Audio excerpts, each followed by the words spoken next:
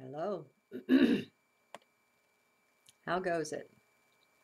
I guess I'll come out from behind my little video toys once again and just be real.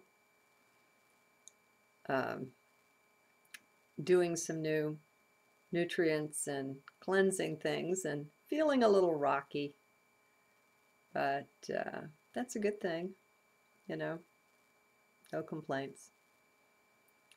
Trying something new for this journal.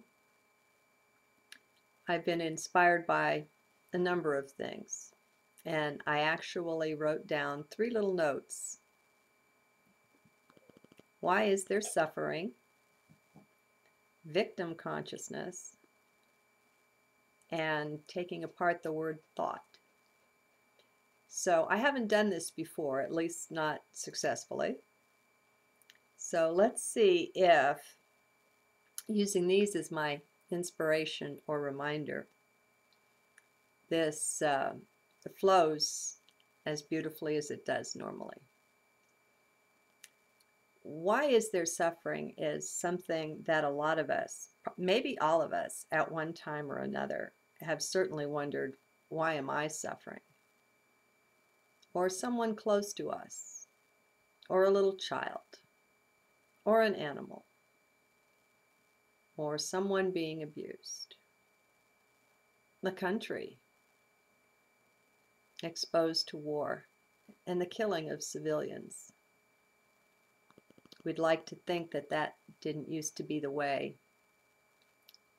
I don't know, maybe if we go back far enough, it really was armies that just fought with armies, and civilian deaths were accidents. Unfortunately, now I'm no student of history. That's not been something that called to my heart like it does to others, like Eckhart Tolle. That's one of the things that lights him up. But unfortunately, I think it's my country that was the first one to do this mass killing of civilians in the modern world. Cowardly and from a great distance, flying over Hiroshima and Nagasaki.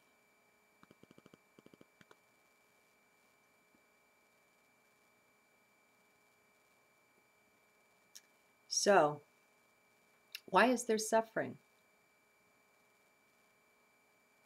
Why is there hardness and cruelty? I think I'd say, why is there separation? Or say, look to separation for that.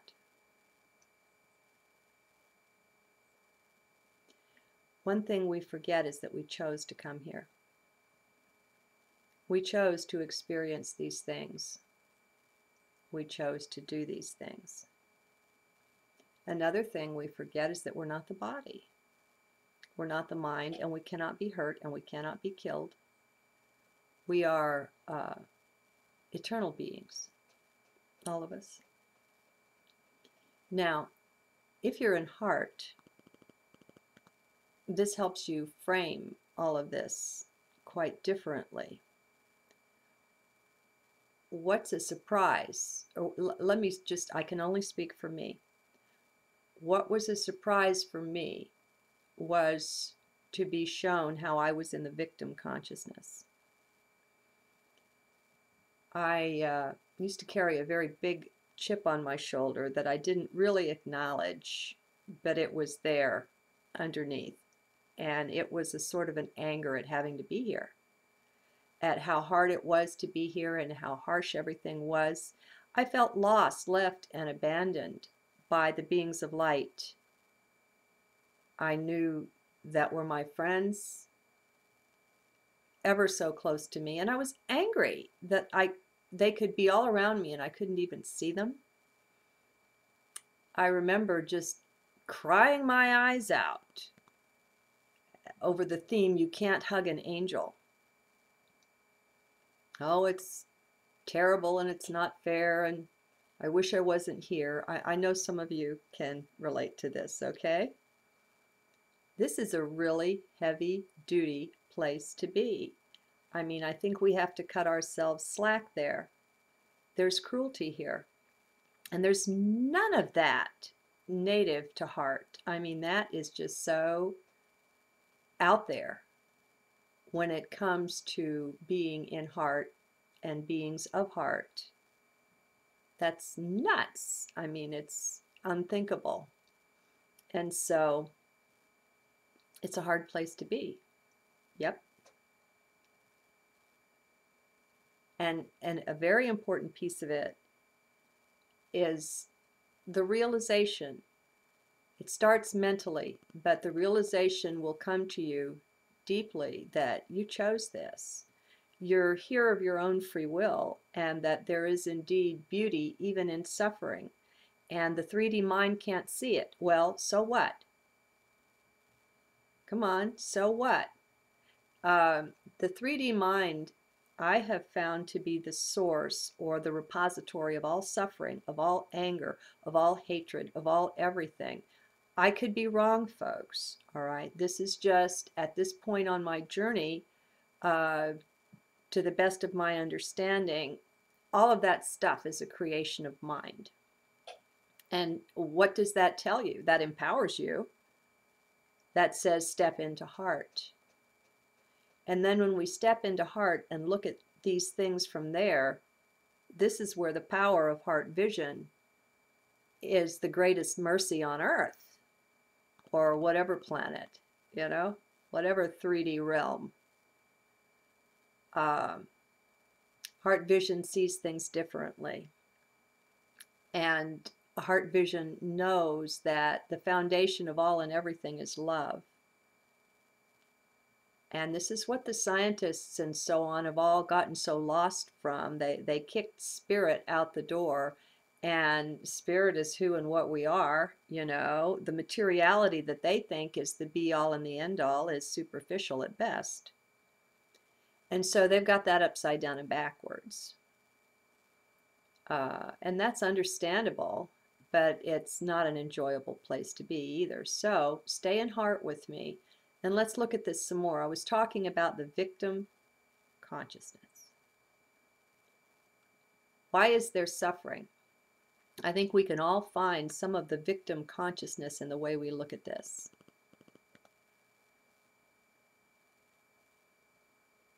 We think, poor me, or poor this one, or poor that one. That's horrible. That's unfair. That's part of the victim consciousness. That's accepting powerlessness that's been thrust upon us. That's saying we have nothing to do with it. It's somebody else's fault, somebody who's more powerful than us. Can you see that? Don't try to see it with mind. Mind will rebel and stomp its foot and fuzz up your thinking and refuse to see this because you're attacking the structure created by mind of how reality is and how it works. Mind is all mixed up. And it's the brave soul that's willing to step into heart and realize that 98% of your thoughts are not only worthless, they're just so far off base as to be laughable. And that includes me. I mean, you know, I'm not any better than anybody else here. So, you know, don't get that idea. Thought itself is the issue. Can any thought be right? I don't know. I mean, I like Byron Katie's work very much. And she helps undermine the arrogance of the mind that thinks it knows best, it thinks it knows right from wrong, and it's so arrogant as to judge its fellow man. And it doesn't even see the arrogance. It's just so convinced that it's right and the other guy is wrong that it's very harsh. And see, none of that has anything to do with heart. And so it's way off base. It's not wrong. You know, I'm not judging or condemning it. I'm just looking at it and saying that's the mind's way. And that heart is the better way. And so if we step into heart and look at this whole suffering thing again, only look at it and say, where am I and how am I playing the victim here? How am I feeling powerless? Powerless? Where is my finger pointing as to blame? Even at the Illuminati and all the rest of that, come on, it's a play, it's a dance down here. And if we're in heart, we're going to recognize that on some level we're playing all of the parts. Come on, everything is one. So you are the Illuminati too, and so am I. All right? Heart knows this. Head will scream, and there's probably half a dozen people that clicked off right there. And that's fine. They're in mind. And there's nothing wrong with that. It's just that I sing the song of the joy and the peace, the beauty and the freedom that reside within heart. And I recognize what a big step it is to take, to let the mind rattle on and ignore it. Okay, so a lot of that is the victim consciousness, which disempowers us, makes us think we're little, and makes us point the finger at others, none of which is from heart. And you don't necessarily have to take those structures down. All you have to do is be in heart and see them. The tumbling down will occur naturally if you allow it, if you're willing. And if your higher self is willing. See, a lot of times we don't know what higher self wants or what it's doing or why or anything like that in the conscious mind, and with the belief structures that we've built up in, through, and around ourselves, we're the ones that have shut ourselves off from the higher understanding, folks. Nobody did this to us without our cooperation. And that's where we have to start. You have to start with yourself. You want to fix the world? Good. This is how you do it. As each and every one of us mends our own internal structures, or allows heart to do this, to illumine us from within, that light abides in all of us, each and every one of us. In order to shine, though, we've built up all this crap, this covering over the brilliance and the purity of the light. And so our job is excavation. Our job is going within and observation. And humility is, it's not a coat you put on. It's not an attitude you take on. It's something that you find ready-made for you there in heart. It's just the way things are. And when you step into that humility, you're able to see things, and mind fights being wrong, tooth and claw. Heart doesn't. Heart is really happy to be shown something that's wrong in its understanding or way of thinking or anything like that. Heart rejoices because the loyalty there is to truth, capital T. And finding out where you're wrong is maybe more important than finding out where you're right. I don't know. I just know that there's a humility there, and it's not anything you do or get or put on or earn. It's just there, and you're just that. And it's really neat. All right. I wanted to look at the word thought. We create our reality by our thought. You have the architect's blueprint before the building ever goes up, right? Thought comes first. And then it is clothed with structure, with matter, with substance. And the most powerful way to create with thought is to give it the impetus of deep emotion. What you visualize, what you feel deeply, you're creating. And it just came to me, if you look at the word, if you write it out, you know how 3D is a reflection of the divine. mirror image in a way. And we can take the word thought and kind of fold it in on itself. And on one end you have the TH, on the other end you have the HT. And so they mirror each other, right? And then the letter in the very middle is a U. So there you stand in the process of creation, a creation that reflects that which is. I found it interesting. I don't know what to do with the other letters, the O and the G, but I just found that fascinating.